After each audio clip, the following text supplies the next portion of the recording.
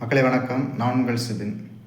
குடியரசுத் தலைவர் பதவி காலியாக இருக்கும் சமயத்தில் துணை குடியரசுத் தலைவர் குடியரசுத் தலைவருக்கான பணிகளில் செயலாற்றுவார்.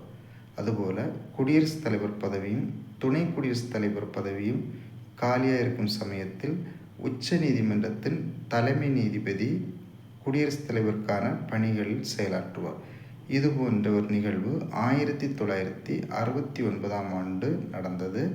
குடியரசுத் தலைவர் ஜகீர் ஹுசேன் திடீர் மரணமடைய அப்போதைய துணை ஜனாதிபதி பிபி ஹிரீம் தன்னுடைய பதவியை ராஜினாமா செய்ய உச்ச நீதிமன்றத்தின் தலைமை நீதிபதியாக பணியாற்றி கொண்டிருந்த இதயத்துல்லா அவர்கள் ஜூலை 20, 1969 ஆகஸ்ட் 24, 1969 வரை நம்முடைய இந்தியாவின் பொறுப்பு குடியரசுத் தலைவராக பணியாற்றினார்.